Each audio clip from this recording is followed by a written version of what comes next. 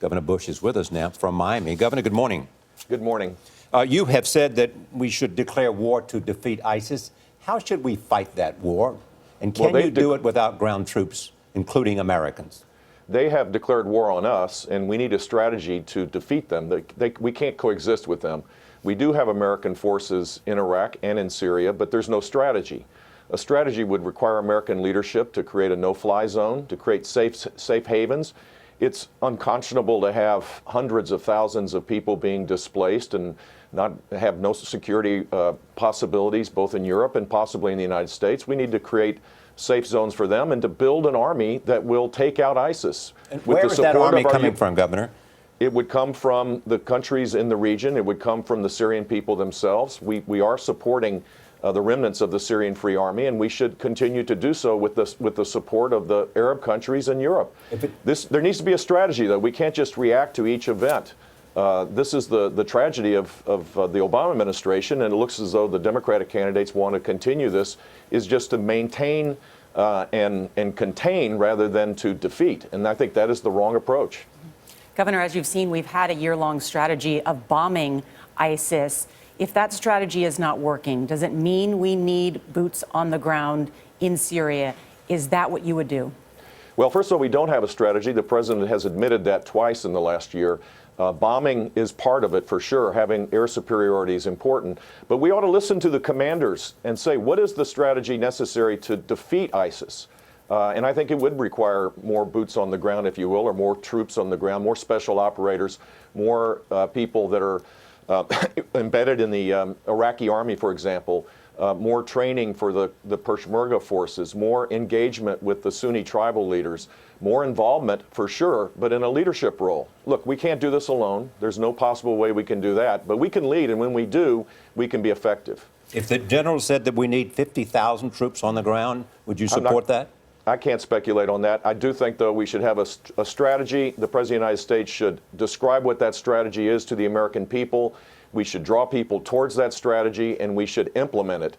Today, 5 more terrorists are being released from Guantanamo. This is the wrong approach. We're sending mixed signals rather than being clear and concise about this is a fight for Western civilization. And I know the European allies that have been reluctant to be involved will be involved, and I think the traditional Arab states will as well. But it requires American leadership, and we don't have it right now. Do you think this terrorist attack will change your strategy of your campaign and the message you want to get to the American people? In the past, the polls have shown that American voters prefer people who don't necessarily have political experience. Well, I think when you get closer to the election anyway, that having someone who has proven leadership skills both in the private sector and in government is going to matter. But yeah, the national security questions are going to become more important. I laid out a plan to defeat ISIS 2 months ago at the Reagan Library, and it still applies. Made more complicated by Iran and Russia's involvement in Syria for sure, but it still applies, and we should do it. What about migrants that are coming into the United States from Syria? Should there be some restrictions, as some governors and others are suggesting? Yes, I think there should be. Of course there should be. There should be, look, we have to have a reality-based immigration policy for sure.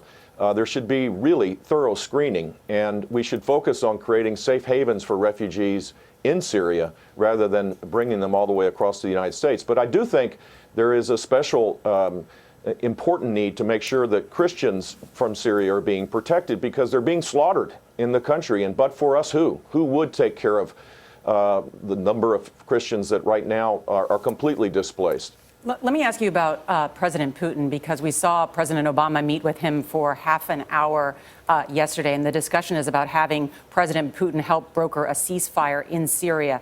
Do you envision a role for President Putin in a political situation for Syria? Not if he continues to prop up the Assad regime. Both the Iranians and the Russians view Assad as an important ally, and it's a brutal regime that has killed over 200,000 of its citizens. But if Russia changes its tune and says we want to be part of a coalition to defeat ISIS and to reach a settlement where Assad leaves, certainly we should talk to him. But it ought to be from a position of strength, not weakness. That's the problem with our foreign policy right now. It's incredibly reactive. There is no leadership where people follow us. We're reacting to events. Governor, is this a war against radical Islam? Yes, it is. Absolutely. And for the life of me, I have a hard time understanding why people get twisted up in knots to avoid saying that this is radical Islamic terrorism. All right, Governor Jeb Bush, thank you. Thank you.